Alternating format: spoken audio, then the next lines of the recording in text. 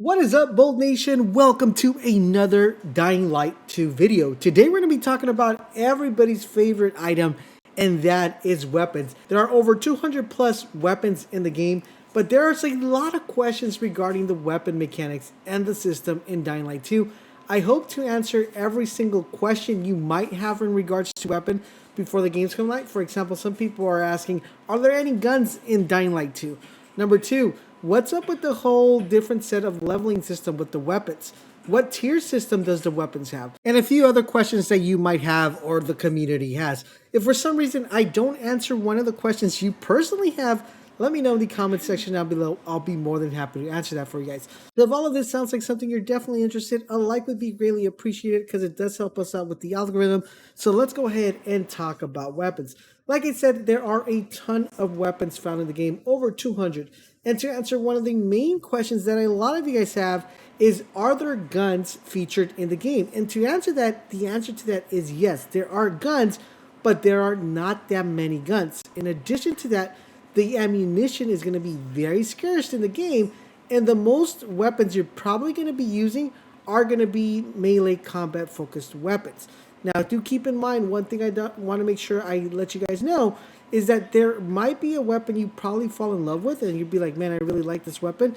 I'm going to tell you right now, do not fall in love with that weapon, because in Dying Light 2, the weapons are degradable. Now, what that means is that even though you love that weapon's going to do some degradation due to the fact that you're going to be using it a lot, and you're going to either need to repair it, craft it, or fix it, and it's going to come to the point where it's almost unfixable unless you find certain materials to make it upgradable again. So do keep in mind, guys, there are going to be a lot of weapons you're probably going to fall in love with, but there is degradation, and that's going to cost you to make sure you're constantly cycling through the game. It's something that they decided to do in the game, and I thought it was actually a pretty cool and neat idea of having different weapons, because that way, even though you fall in love with one weapon, it just gives you more variety of the way you approach the game. Now, one interesting aspect about this weapon mechanic system is that most of the weapons you'll be using are found through you finding scrap pieces. So, for example, let's say you want to have a really durable machete, right?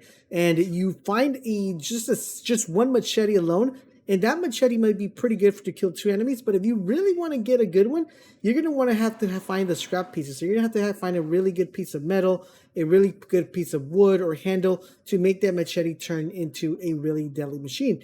In addition to that, guys, you're able to add different modifications to these machetes or these weapons, which we'll go into more detail right now later in the video, and give these weapons a really big boost. Like, for example, make it so when you melee someone, they actually get on fire. So there is going to be a lot of customization when it comes to these particular weapons.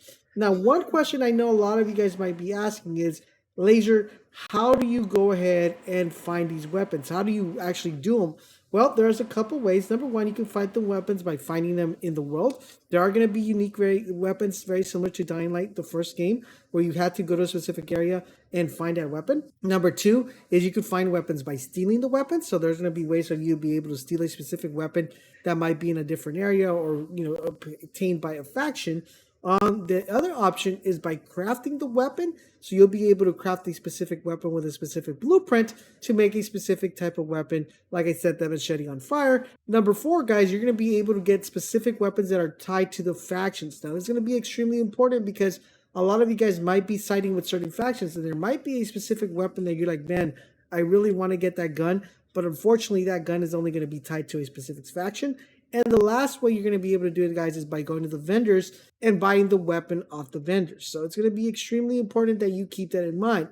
Now, speaking of the vendors, let's take a look at the vendor menu and talk a little bit about what more information we could actually get from a weapon and what we could expect about the weapon system. All right, so here's a glimpse at one of the vendor menus. Now, it's going to be very important that we pay attention to this because there are a couple things we could take away that you might miss when you actually look at this menu. Number one, you guys are going to notice there are different rarities within the weapon. So the first two weapons seem to be a gold tier system. As you guys know, usually you have green, blue, purple, and gold. So there is a rarity system in play here, which is something really cool. And it seems like as you progress throughout the game, you'll be able to unlock different rarities. And as you go through the game, you'll be able to find different rarities of certain specific weapon types. Now, you're going to notice that in the first one, we have two of them, which is the golden bow and the golden axe. Now, the golden axe, let's take a closer look at this one. This is called the camel axe. Now, one thing before we go into further detail on that is you're going to notice that these also have numbers within the bottom of these weapons. So as you guys see, all these weapons across the board are level 2. That means that the character's kind of combat level is level 2. So as you progress to that level, I'm pretty sure that level will get incremented. And there are probably going to be some that you find in throughout the game that might be combat level 4 or 5 and you're level 2. You probably won't be able to equip these weapons until you hit that specific combat level. So that's another thing I want you to point out. So now let's take a look at this combat weapon, which is called the Camo Axe, which is Artifact 1H Axe. And it gives us a couple things. Number one, it gives us a damage, how much damage this weapon does. It's going to be extremely important to know the damage output to know which weapon is good and what's not. And another thing that I need you to notice when you're looking at the menu, you're going to notice that the weapons have little circles right next to them. That means how many mods you're able, or how many mod sockets are available to be put into that weapon.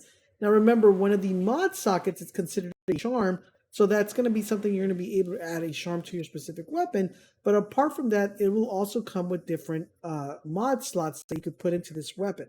So this weapon has a durability of 210. This is what I was talking a little bit earlier about, where I was telling you guys that it's going to be very dependent on how durable that weapon is. So you won't get too attached to that weapon, because as the durability goes down, the more likelihood that weapon is going to become less effective against certain enemies.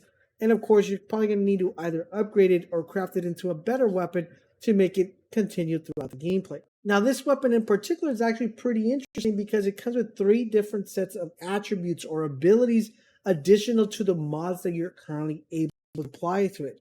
And one thing before we go into that, I do want you to notice that there are guns in the game, because even the flavor text says it says used by military forces when bullets are out. So that means there are going to be weapons or guns in the game, but not that frequently, and you're mostly going to be using melee weapons, as you see right here.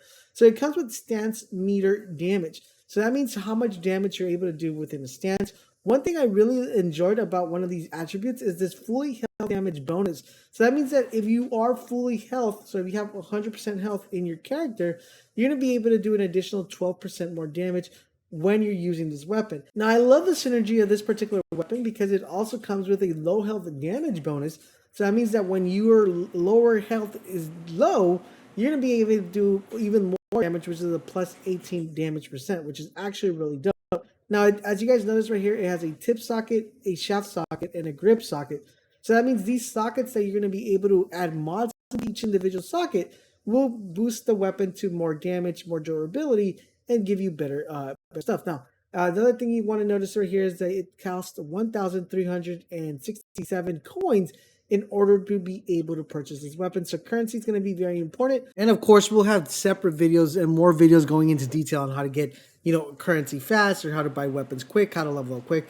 So make sure you guys keep it locked on this channel. So far, the weapons we know that are currently available in the game are the bow, the machete, the hammer, a sword, a handmade shotgun. So this is the one that you have to craft. I'm going to have a video on how to actually craft this weapon and where to get the materials. So like I said, make sure you guys keep it locked on this channel.